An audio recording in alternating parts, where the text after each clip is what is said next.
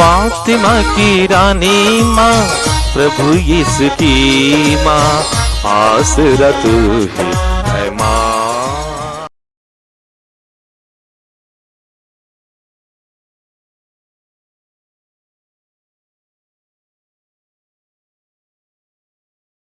पहला पाठ प्रेरित चरित्र अध्याय 17 पद संख्याएं 15 से 22 तक। अध्याय 18 1। पौलुस के साथी उसे एथेंस ले चले और उसका यह संदेश लेकर लौटे कि जितनी जल्दी हो सके सीलस और तिमोथी मेरे पास चले आए। पौलुस परिषद के सामने खड़ा होकर यह कहने लगा, एथेंस के सज्जनों, मैं देख रहा हूँ कि आप लोग देवताओं पर बहुत अधिक श्रद्धा रखते हैं। आपके मंदिरों का परिभ्रमण करते समय मुझे एक वेदी पर यह अभिलेख मिला, अज्ञात देवता को आप लोग अनजाने जिसकी पूजा करते हैं, मैं उसी के विषय में आपको बताने आया हूँ। जिस ईश्वर ने विश्व तथा उसमें जो कुछ है वह सब बनाया है और जो स्वर्ग और पृथ्वी का प्रभु है, वह हाथ से बनाए हुए मंदिरों में निवास नहीं करता। वह इसलिए मनुष्यों की पूजा स्वीकार नहीं करता कि उसे किसी वस्तु का अभाव है। वह तो सबों का जीवन, प्राण और सब कुछ प्रदान करता है।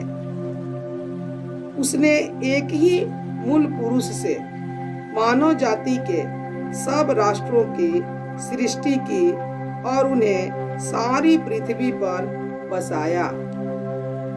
उसने उनके इतिहास के युग और उनके क्षेत्रों के सीमांत निर्धारित किए हैं। यह इसलिए हुआ कि मनुष्य ईश्वर का अनुसंधान करे और उसे खोजते हुए संभवतः उसे प्राप्त करे। यद्यपि वास्तव में वह हम में से किसी से भी दूर नहीं है, क्योंकि उसी में हमारा जीवन, हमारी गति तथा हमारा अस्तित्व निहित है। जैसा कि आपके कुछ कवियों ने कहा है, हम भी तो उसके वंशज हैं। यदि हम ईश्वर के वंशज हैं तो हमें यह नहीं समझना चाहिए कि परमात्मा सोने, चांदी या पत्थर की मूर्ति से सादृश्य रखता है, जो मनुष्य की कला तथा कल्पना की उपज है। ईश्वर ने अज्ञान के युगों का लेखा लेना नहीं चाहा, परंतु अब उसकी आज्ञा यह है कि सर्वत्र सभी मनुष्य पश्चाताप करें, क्योंकि उसने वह दिन निश्चित किया है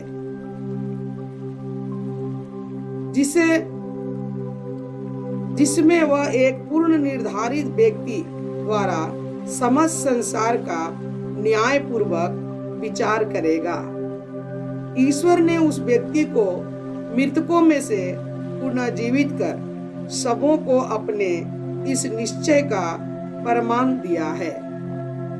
मृतकों के पुनरुत्थान की चर्चा सुनते ही कुछ लोग उपहास करने लगे और कुछ लोगों ने यह कहा, इस विषय पर हम फिर कभी आपकी बात सुनेंगे। इसलिए पौलुस उन्हें छोड़कर चला गया। फिर भी कई व्यक्ति उसके साथ हो लिए और विश्वासी बन गए, जैसे परिषद का सदस्य दियोनिसियुस, दामरिस नामक महिला और अन्य लोग भी। इसके बाद पौलुस आंथेस छोड़कर कुरिन्थ आया। प्रभु की वाणी। ईश्वर को धन्यवाद। भजन अनुवाक्य।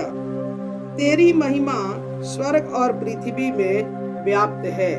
तेरी महिमा स्वर्ग और पृथ्वी में व्याप्त है। स्वर्ग में प्रभु की स्तुति हो, उच्च लोक में प्रभु की स्तुति हो। प्रभु के दूत उसकी स्तुति करे, समस्त विश्व मंडल प्रभु की स्तुति करे। अनुवाक्य। तेरी महिमा स्वर्ग और पृथ्वी में व्याप्त है। तेरी महिमा स्वर्ग और पृथ्वी में व्याप्त है। पृथ्वी के राजा तथा समस्त राष्ट्र, पृथ्वी के क्षत्रप तथा सभी शासक, नवयुवक तथा नवयुवतियां, वृद्ध तथा बालक प्रभु की स्तुति करे। अनुवाक्य। तेरी महिमा स्वर्ग और पृथ्वी में व्याप्त है। तेरी महिमा स्वर्ग और पृथ्वी में व्याप्त है। वे सब के सब प्रभु की स्तुति करे, क्योंकि उसी का नाम महान है। उसके नाम का प्रताप आकाश और पृथ्वी के परे है।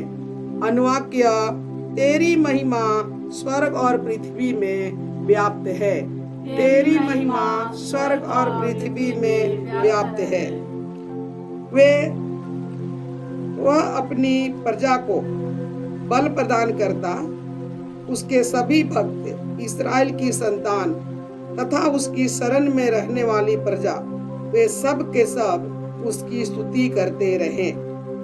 अनुवाक्य। तेरी महिमा स्वर्ग और पृथ्वी में व्याप्त है। तेरी महिमा स्वर्ग और पृथ्वी में व्याप्त है। जय घोष। हालेलुया। मैं पिता से निवेदन करूंगा और वह तुम्हें एक दूसरा सहायक प्रदान करेगा, जो सदा तुम्हारे साथ रहेगा। हालेलुया।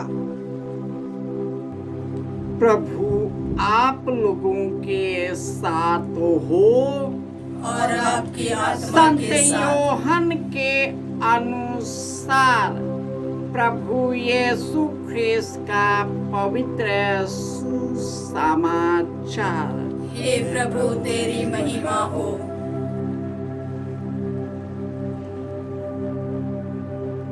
अध्याय 16 पद संख्याएं 12 से 15। यीशु ने अपने शिष्यों से यह कहा, मुझे तुम लोगों से और बहुत कुछ कहना है, परंतु अभी तुम वह नहीं सह सकते।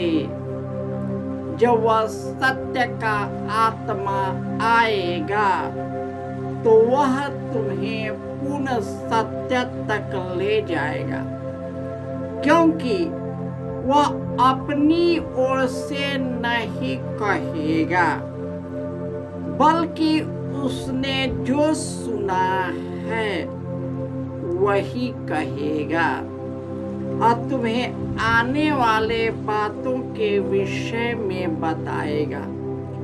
वह मुझे महिमान्वित करेगा, क्योंकि उसे मेरे पिता से मिला है।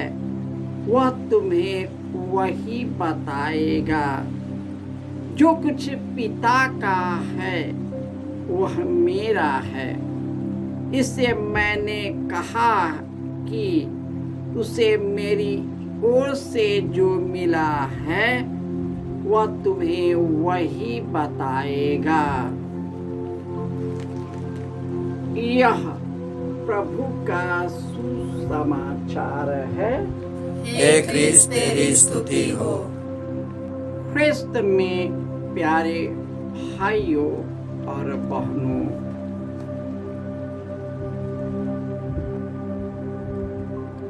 कई लोग इस दुनिया में उनकी पूजा करते हैं जिसका कोई अस्तित्व नहीं, और जो कुछ अस्तित्व में है ही नहीं तो उसकी पूजा करने से क्या फायदा? और ऐसे लोगों को यदि सच्चे ईश्वर के बारे में बताएंगे तो वह न विश्वास करेंगे और न हमारी बात मानेंगे, क्योंकि वे अपनी परंपराओं से जो सामाजिक चीजों में बंध गए हैं, केवल उसी की पूजा करते हैं, लेकिन सच्चे ईश्वर को त्याग देते हैं। वही ईश्वर को जान जाएंगे जिसे ईश्वर ने अपना सहायक पवित्र आत्मा को भेजा है। यीशु अपने शिष्यों से कहते हैं कि मैं तेरे लिए प्रार्थना करूंगा और वह तुम्हें एक दूसरा सहायक प्रदान करेगा जो सदा तेरे साथ रहेगा। वह सत्य का आत्मा आएगा और तुम्हें पूर्ण सत्य तक ले जाएगा। वह अपनी ओर से कुछ नहीं कहेगा, परंतु जो उसने पिता के से जो कुछ सुना है वह सब कुछ बताएगा। वह मुझे महिमान्वित करेगा, क्योंकि जो कुछ उन्हें पिता से मिला है वह तुम्हें वही बताएगा, और जो कुछ पिता का है वह मेरा है। यीशु दावा के साथ बोलते हैं। और इसी प्रकार पौलुस एथेंस के लोगों को बताते हैं कि तुम लोग जिन लोगों की पूजा करते हो उनका कोई अस्तित्व नहीं। ईश्वर जो पूरे विश्व को बनाया है, जो कुछ इस संसार में है, स्वर्ग और पृथ्वी प्रभु का है। वह बनाए हुए मंदिरों में निवास नहीं करता, इसलिए मनुष्य की पूजा उन्हें स्वीकार नहीं है, क्योंकि उसे किसी वस्तु का अभाव नहीं। वह तो सबों में प्राण फूंक देता है और सबों में अपना जीवन प्रदान करता है। उसने एक ही मूल पुरुष से मानव जाति को बनाया और सब राष्ट्रों में बिखेर दिया है। तो हम लोग यीशु से संयुक्त होकर पिता ईश्वर की आराधना करें, सच्चे ईश्वर की आराधना करें, ताकि वह अपने सहायक पवित्र आत्मा को भेजे, ताकि हम उनके रहस्य को जान सके, उसके महिमा को जान सके, और वही महिमा हमारे अंदर व्याप्त रहे। जब वह सत्य का आत्मा आता है, वह हमें पूर्ण सत्य तक ले जाता है। वह हमें भटकने नहीं देता, हमें गिरने नहीं देता, हमें ईश्वर की ओर यीशु के साथ उन्मुख करता है। आइए हम पूर्ण रूपेण प्रार्थना करें कि हम सभी पवित्र आत्मा की शक्ति से भर जाए, ताकि हम सच्चे ईश्वर को जान सके, उनकी आराधना स्तुति करें और उसी से मिले प्रदत्त वरदानों के अनुरूप एक दूसरे की सेवा करते रहे और ईश्वर के मार्ग पर चलते रहे। जय यीशु।